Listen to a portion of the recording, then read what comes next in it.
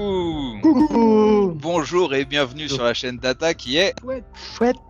une chaîne dédiée à la présentation de services data. Aujourd'hui, nous sommes en compagnie de Richard et de Julien. Ils vont nous parler de la surveillance de bases de données SQL dans Azure. Donc aujourd'hui, on va vous présenter la surveillance de bases de données dans Azure, comme l'a si bien dit Romain. Alors, les DBA ont toujours demandé depuis des années, et je pense que Richard peut en témoigner, nous ont demandé une chose, c'est comment on fait pour avoir du monitoring de nos instances SQL, de nos instances, de nos bases SQL, etc., etc. Et jusqu'à présent, on n'avait rien à disposition. Aujourd'hui, on a un nouvel outil qui vient d'arriver qui s'appelle Database Watcher, qui est disponible dans Azure. Et son premier objectif aujourd'hui, ça va être d'aller monitorer les bases qui vont être dans des bases SQL dans Azure. Donc aujourd'hui, c'est disponible pour Azure SQL Database, Azure SQL Managed Instance, et ça va bientôt être disponible pour les VM. C'est pas encore disponible pour les VM, même si la slide dit un petit peu le contraire. Je vais même vous donner un petit secret. C'est prévu dans la roadmap que ce soit disponible pour d'autres produits que SQL Server, hein, notamment du Postgre, peut-être même du PySQL, mais c'est un secret, donc faut pas trop en parler pour le moment. Et puis, on va monitorer tous les services PaaS, donc c'est configurable et disponible dans Azure. On va aller regarder les latences, les choses comme ça. Richard va nous faire une super démo tout à l'heure où il va nous présenter ce qu'on a à disposition. On voit sur la droite qu'on a un super écran avec plein d'informations. On va voir tout ce qu'on va pouvoir monitorer, pouvoir mettre en place des alertes, etc. Et donc, c'est aujourd'hui quelque chose qui était très attendu, je le sais, et c'est surtout hyper important pour monitorer l'ensemble de vos bases et de votre parc applicatif, notamment au niveau des instances de bases de données et les bases de données qu'on va avoir dans Azure. On peut peut-être un petit peu aller plus loin, Richard, sur le sujet? Tout à fait.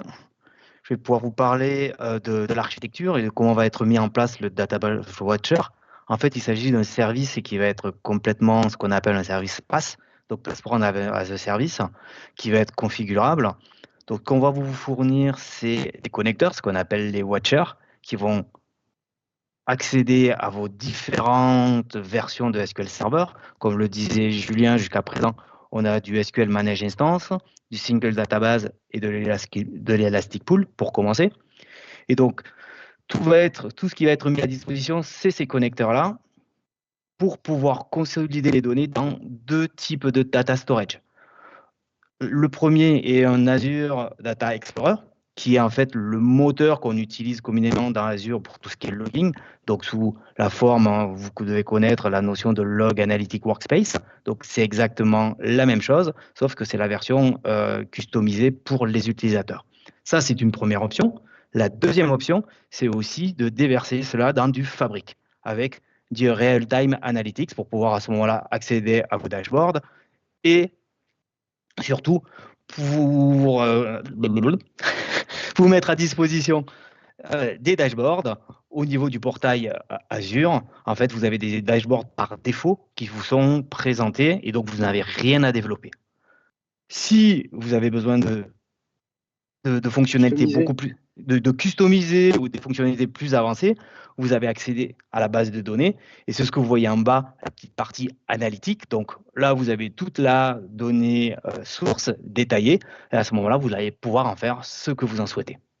D'où le fait de la sauvegarder dans Fabric pour après avoir tous les workloads analytics qu'on connaît au-dessus, quoi. Tout à fait. Ça va être Oui. aussi un moyen, par exemple, à partir de ça, de pouvoir mettre en place de l'alerting, de pouvoir déclencher d'autres process, et donc d'avoir ce qu'on appelle communément du data-driven event, et donc pouvoir déclencher d'autres événements. Si par exemple on a une charge CPU qui dépasse tant de pourcentage, ou si on a du lock, pouvoir, j'allais dire, alerter une personne, un DBA Rapidement. ou une personne astreinte très rapidement en end-to-end. Et l'avantage, c'est que cette infrastructure-là, elle est transverse. Ça veut dire que vous la déployez une fois et vous rajoutez vos serveurs à l'intérieur, tout simplement. Et vous n'avez pas à vous occuper de tout, j'allais dire, tout le développement pour accéder aux bases de données comme un outil de monitoring classique, mais cette fois-ci intégré dans le cloud. Ouais, ça arrivait souvent qu'on avait des DBA qui mettaient en place eux-mêmes cette couche-là parce que ça manquait. Et là, je pense que c'est une réelle avancée d'avoir cette couche-là qui est en train d'arriver. Et alors, est-ce que c'est pas trop intrusif pour les bases de données? Ça reste du monitoring classique, c'est-à-dire qu'on va accéder à ce qu'on appelle des DMV, des Dynamic Management View. Et comme vous le savez, ces Dynamic Management View sont en mémoire, donc le fait d'y accéder a peu d'impact sur le serveur de base de données. On appelle le cache qui est déjà en mémoire, donc c'est assez rapide. Et à savoir que est-ce que le serveur lui-même utilise ça pour s'autogérer? Donc, dans tous les cas, on reste très limité sur l'impact au niveau des bases. En parlant des SQL Server, en tout cas. Julien, peut-être tu peux nous en dire un peu plus sur ce qui va être remonté? Bah oui, justement, je crois que tu as prévu une slide. Alors, on va pas regarder que les DMV. Tu as parlé des DMV, mais on va aussi aller regarder quelque chose qui est très souvent demandé par les DBA. Je vais commencer par ça, qui va être tout en bas à droite, c'est les weights. Parce que c'est le premier truc que les DBA me demandent. On en est où sur les weights? Est-ce que j'ai fait de l'attente? Est-ce que j'ai fait du parallélisme? D'où ça vient, etc. Quand ils voient le CX packet, par exemple. En fait, ça, on va aller le regarder. On va les monitorer, on va aller voir toutes les attentes qu'on a pu avoir et trouver éventuellement les goulots d'étranglement. On va aussi aller voir les sessions actives, etc., que l'on a à disposition. Toute la partie mémoire, et tout à l'heure, Richard, il va nous montrer aussi l'état de la mémoire, où on en est et ce qui se passe. Un autre outil qui nous sert très régulièrement dans Azure et qui est par défaut aujourd'hui et sur lequel j'encourage les clients à aller, c'est le Query Store. Le Query Store, à quoi ça sert très, très brièvement? Ça sert à enregistrer tous les plans d'exécution que l'on a à disposition. Et on a toutes les statistiques des plans d'exécution, même après coup. Donc, c'est enregistré dans la base. C'est une petite base à côté de la base. Et grâce à ça, on va pouvoir faire des statistiques encore derrière. Donc, être beaucoup plus fin que sur les DMV dont on a parlé tout à l'heure. Mais c'est les DMV qui vont fournir le Query Store, entre autres. Et puis, on va aller regarder toutes les propriétés et les configurations qu'on a.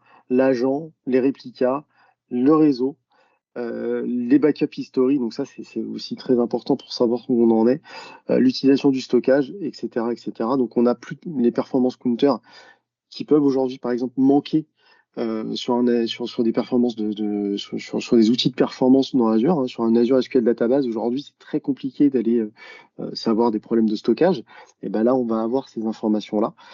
Je crois que Richard va encore nous montrer quelque chose après. Et puis l'utilisation des différentes ressources. Donc c'est hyper varié. Et je pense qu'aujourd'hui, c'est encore une fois l'outil qui est demandé par les DBA et par les experts SQL. Justement, Richard, maintenant que j'ai présenté un petit peu tout ce qu'on a dans le Database Watcher, est-ce que tu pourrais peut-être un petit peu me présenter comment fonctionne le Database Watcher côté architecture, comment il a été mis en place, etc. T'as pas un petit truc à nous présenter? Si j'ai un beau schéma d'architecture que voici, qui vous présente les différentes interactions entre les composants qui sont utilisés pour le Database Watcher. Donc, ce que je vous parlais tout à l'heure, c'est-à-dire la partie Watcher connecteur, c'est ce que vous voyez ici, la notion de Watcher ressource, qui est juste en haut, qui va interagir à ce moment-là avec la partie stockage. Donc, comment ça se passe? C'est-à-dire que toute ressource qui va vouloir se connecter à une base de données va avoir besoin de s'authentifier. C'est pour ça que le Data Collection Agent, qui est représenté ici sous forme d'une Azure Function, un petit peu, va pouvoir avoir deux moyens de s'authentifier.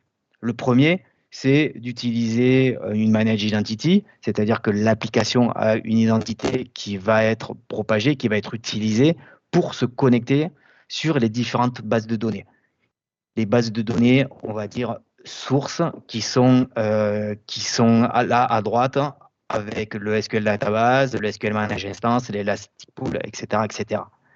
Et donc, à partir de là, on va positionner, j'allais dire, cette Managed Identity. Donc, ça nécessite d'avoir activé l'authentification Microsoft Entra. Donc, ça, c'est une première option et c'est ce que l'on recommande fortement. Mais aussi, on a la possibilité d'utiliser de l'authentification SQL. Mais bien sûr, on ne va pas mettre le login et le mot de passe en clair dans la chaîne de connexion. On va s'appuyer cette fois-ci sur un Key Vault. Et à ce moment-là, c'est via la Managed Identity de l'agent du Watcher qu'on va accéder au Key Vault. On va récupérer le login et le mot de passe pour pouvoir se connecter à la base de données. Et une fois qu'on va avoir récupéré les données à partir de la source, on va les pousser ici dans Azure Data Explorer en utilisant encore une fois la Managed Identity sur la database qui a été créée et utilisée pour stocker tous les événements. Là, on vient de parler de l'authentification. Mais au niveau réseau, comment ça se passe? Là, pareil, on a deux possibilités. La première, c'est d'utiliser des endpoints publics, mais ça, c'est fortement déconseillé. Donc, on a alors la possibilité de s'appuyer sur des private endpoints et le Watcher ressource, donc le Data Collection Agent, lui va avoir aussi la possibilité d'avoir son propre endpoint. Et à ce moment-là, on va pouvoir communiquer sur un réseau privé pour que vos données ne soient pas exposées directement sur Internet. Et par la sorte sécuriser tous les échanges entre la source et la destination. Donc maintenant, je vais vous présenter un petit peu comment ça se passe dans la vraie vie. Donc là, vous avez une vue du portail Azure et notamment une nouvelle rubrique qui s'appelle le Database Watcher. Ici, j'ai déjà déployé, j'ai déjà créé 2 ressources de type Database Watcher. Donc, comment ça se passe à l'intérieur? Donc, vous allez retrouver d'abord une overview avec le statut. Donc là, il faut savoir que c'est un service qui peut s'arrêter et se redémarrer. Et ensuite, on va trouver la configuration du stockage. Donc ici, on a choisi un Azure Data Explorer avec les URL d'accès au cluster directement, c'est ce que utilisaient les agents Watcher. Et ensuite, là, on a défini la destination, mais la source, ça va être nos sources SQL. Donc là, on va pouvoir en rajouter plusieurs avec un simple add. Et donc là, vu que vous êtes déjà dans Azure, on va choisir le type de ressource, la souscription, et à ce moment-là, on va pouvoir définir le nom du serveur. Donc là, on va s'appuyer sur le nom de l'instance et ensuite, on va pouvoir choisir les bases qui sont sur ce serveur. Ici, je n'ai qu'une seule base, donc je vais pouvoir choisir que celle-ci. Lorsque vous êtes en business critical, pour répondre aussi à une des questions donc posées Romain tout à l'heure, quel est l'impact?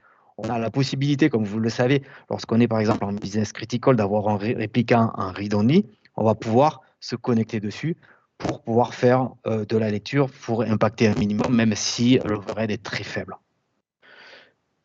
La différence ensuite, c'est les 2 modes d'authentification. Donc, soit on est en mode SQL, et à ce moment-là, on choisit le SQL. Cette fois-ci, on va encore rechoisir la souscription, un Pour accéder ressource au groupe, Key-Vault. pour accéder bien sûr au Key Vault, tu as deviné. Et à ce moment-là, on va dire le nom de la clé plutôt du secret dans lequel on va avoir le login et le nom du secret où on va avoir le password. Et à ce moment-là, on le rajoute et le monitoring va commencer. Donc, je vais basculer sur un autre Database Watcher pour vous montrer l'overview. Là, j'ai déjà enregistré une manage instance plus une SQL Database. Donc, on va à ce moment-là accéder au dashboard. Vous allez voir que ici, j'en ai qui sont en vert, donc j'en ai bien une qui est monitorée, un deuxième qui est monitoré. Et lorsqu'on va accéder dessus, on va commencer à voir les différents dashboards. Donc, comment ça se passe? C'est que vous allez avoir, quand vous allez avoir plusieurs serveurs, une vignette pour identifier directement celui qui consomme le plus de ressources. Et une fois que vous allez avoir ça, vous allez avoir la possibilité de zoomer. Ça, c'est une première option. Ou alors directement aller sur la liste des instances pour voir un petit peu les configurations et si vous avez détecté des problèmes de performance ou monitorer l'évolution du stockage, etc., etc. Là, vous pouvez voir, c'est une manage instance, donc c'est du general purpose. Bon, le type de réplica, donc là, on est un primary, parce que comme vous le savez, quand on est sur de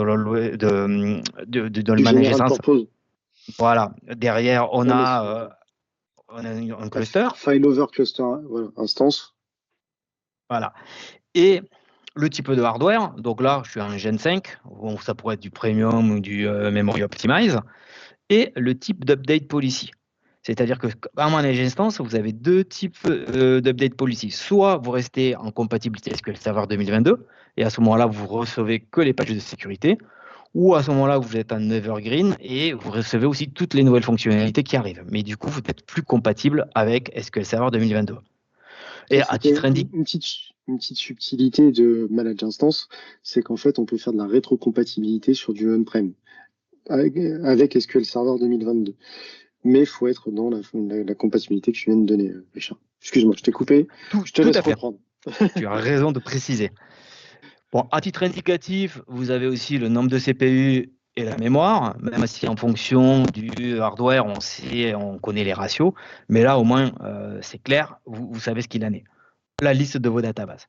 Donc là, ça va être plus ça, c'est de l'information au niveau système.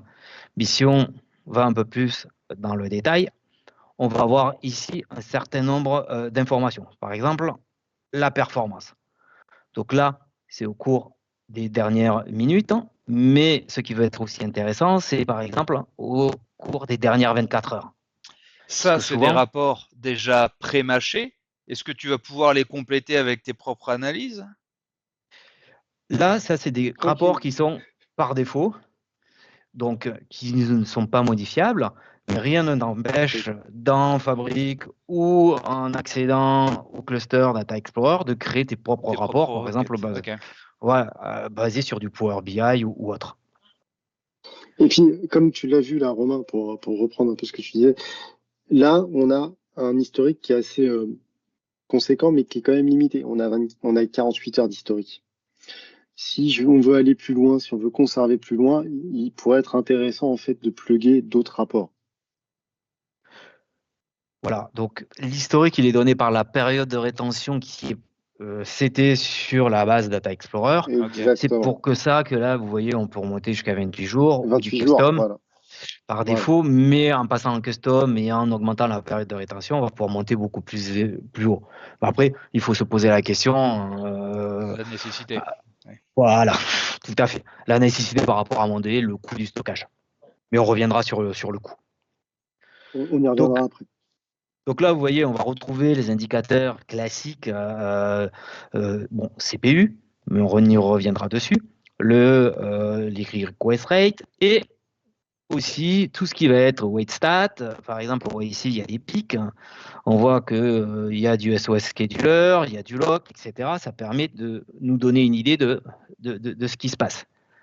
Et on peut Et- aussi aller dans le détail, c'est-à-dire que ouais. là, sur la gestion de la mémoire, on va avoir les différentes courbes, et notamment les courbes Oui, classiques qu'on revoit, j'allais dire, qu'on moniteur régulièrement, comme le cache hit bien sûr. ratio et le page Le life patch life, expectancy.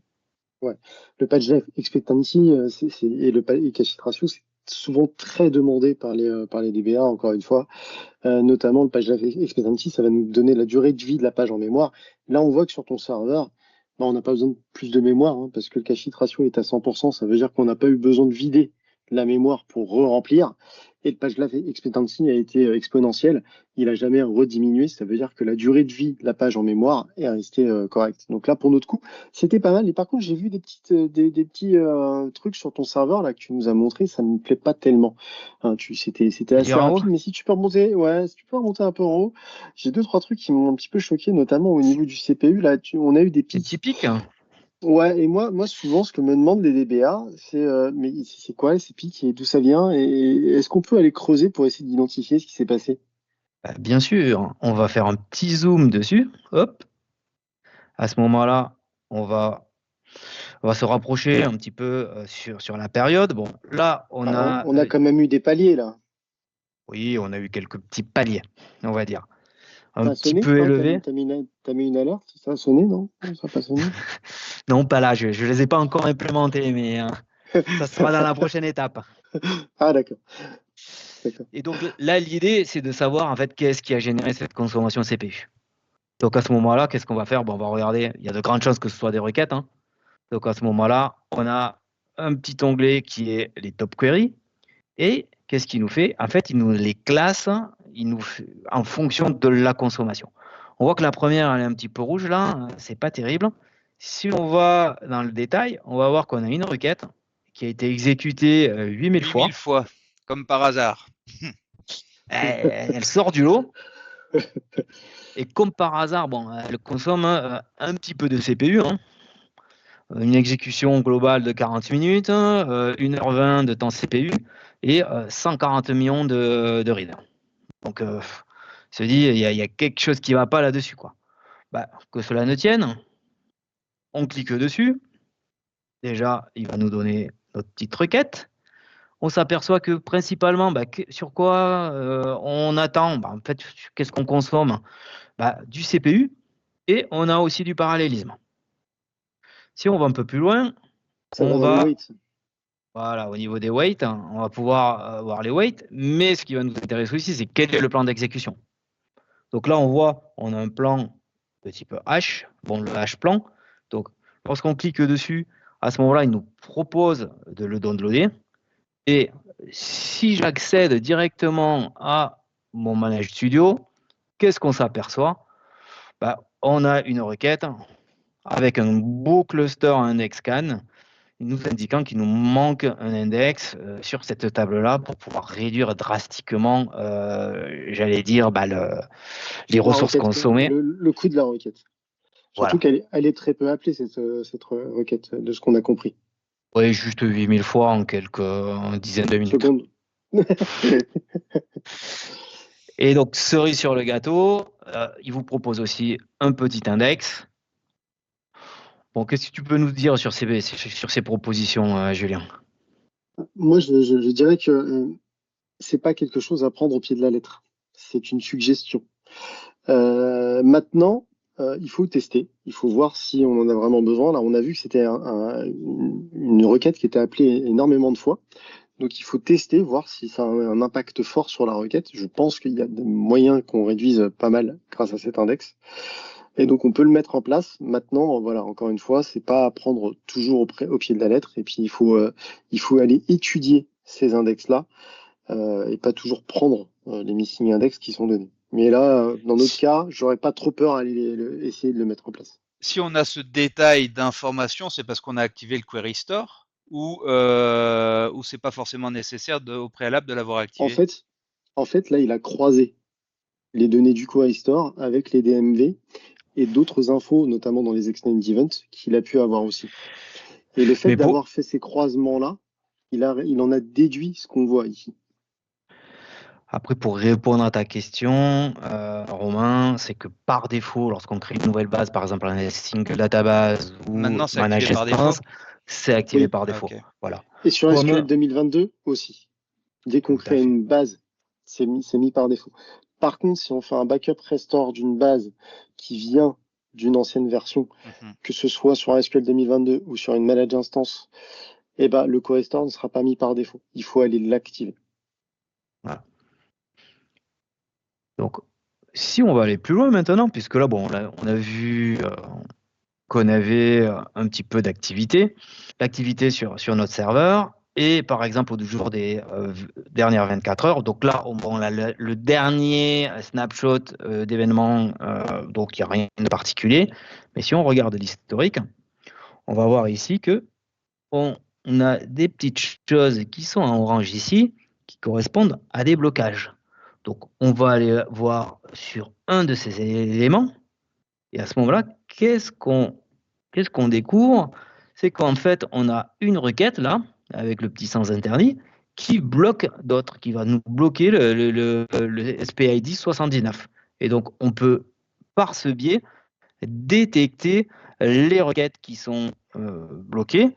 Donc, même a posteriori, puisqu'en général, un utilisateur va vous dire j'ai eu un blocage, vous arrivez, ça s'est débloqué. Hein, si vous n'avez pas mis en place du tracing, vous l'avez loupé, et donc il faut que vous attendiez l'occurrence suivante. Et donc là, grâce à cet enregistrement, vous pouvez revenir en arrière, vous pouvez revenir dans le temps. On peut détricoter la pelote de laine et avoir l'historique de ce qui a pu se passer. Voilà. Là où avant, il fallait aller dans les logs et aller chercher. Des fois, c'était pas toujours mis en place. Les extended events, là, c'est graphique, c'est beaucoup plus joli. Bon, ceci dit, Richard, je crois que tu es tombé encore sur un développeur fou qui a ouvert une transaction mais qui a oublié de la fermer. Voilà, tout à fait. Bon, c'est un cas un petit peu d'école, mais ça peut être aussi des grosses requêtes qui tournent longtemps au sein d'une transaction, sans oublier le commit. Là, c'est pour la démo. Mm. Donc, voilà pourquoi on vous montre ça pour pouvoir reproduire assez simplement. Donc là, on vous a parlé des performances, mais vous pouvez avoir de l'info sur le stockage, avec ce qu'on regarde aussi souvent, c'est le nombre d'IOPS, mais surtout les latences sur chacun de vos disques. Ah, Donc quand ça, on est à plus de 20 millisecondes, c'est pas bon, Richard. ouais, non, mais là, j'ai un peu chargé la mule, c'est pour ça. Ah, d'accord. Et donc aussi toute la partie backup. Donc c'est juste à titre indicatif, parce que comme vous le savez, les sauvegardes sur les CFX Pass sont par défaut, mais vous voyez que les stratégies qui sont appliquées, c'est des stratégies classiques, hein, comme vous pouvez le faire on-premise, backup full, différentiel, plus log. Voilà. Et on a aussi la possibilité, je vais revenir un petit peu cette fois-ci sur du SQL Database, où là, ça peut être aussi intéressant, parce que comme vous le savez, les métriques sont un petit peu différents dessus. On parle de DTU ou de VCore, et ce que vous allez vouloir voir, c'est est-ce que vous êtes saturé ou est-ce que vous n'êtes pas saturé. Et notamment, un des grands classiques sur du SQL Database, quand c'est pas assez sizé, c'est au niveau du log write. On voit qu'on est à 100%, et surtout ce qu'on voit, c'est qu'on a beaucoup de weight de type log rate governor. Ça veut dire que vous avez du throttling au niveau du log, donc vous êtes au maximum. Ça vous permet aussi de troubleshooter différemment en fonction, j'allais dire, du tiers, puisqu'il y a des spécificités qui sont un petit peu différentes. Dans un seul dashboard, je vais pouvoir monitorer toutes mes instances, aussi bien dans le cloud que on-premise peut-être à terme. Mais alors, combien ça me coûte tout ça? Ah, c'est une très bonne question. Eh ben, figure-toi qu'aujourd'hui, c'est gratuit. Database Watcher est gratuit avec la partie dashboard. Tout ça, c'est gratuit, notamment pour la partie ST Pool. Manage Instance, c'est gratuit. Ce qu'il va falloir payer, c'est le stockage. Le stockage qu'on a dans le Azure Data Explorer. Ça, par contre, effectivement, va falloir le payer. Et puis, si jamais on veut faire du real-time analytics, notamment dans Fabric, il faut avoir une capacité Fabric, il faut pouvoir le faire dans Fabric. Donc, ça va nous coûter un petit peu d'argent. Un Keyvault éventuellement aussi, si on l'utilise pour la sécurité. Et puis, partie réseau. Entre les différentes intercos éventuellement qui pourront, entre les différentes régions, qui pourront avoir un coût éventuel pour cet outil. Mais il faut savoir que de base, l'architecture de l'outil est complètement gratuite. Et surtout, si vous voulez tester la solution, vous pouvez accéder à un cluster Azure Data Explorer gratuit. Et donc, vous pouvez faire vos tests à, cette fois-ci, complètement zéro, quoi. Au même titre que Pour pouvoir aller d'avoir en poker. une trial dans Fabric, puisque là, le coût serait en termes de stockage sur le OneLake et puis le compute par la trial. Donc ça peut être aussi intéressant. Ouais. On vous a présenté Database Watcher, hein. Comme vous l'avez constaté, c'est un outil de monitoring, c'était très attendu. Les DBA me le demandent souvent. Je crois que Romain, on avait un client en commun sur lequel tu as dû faire un outil de monitoring un peu semblable manuellement. On le voit très régulièrement chez les clients, ils ont dû mettre en place leurs propres outils. Là, ça y est, enfin, Microsoft l'a fait, cet outil de monitoring, et on risque de l'avoir cross-platform. Pas tout de suite, mais ça risque d'arriver à un moment donné. Et pour ça, on est vraiment très content de vous le présenter. Ouais, vraiment Donc, top. merci encore Merci de l'avoir de votre présenté. attention. N'hésitez pas à vous inscrire à la chaîne et puis on vous dit à bientôt.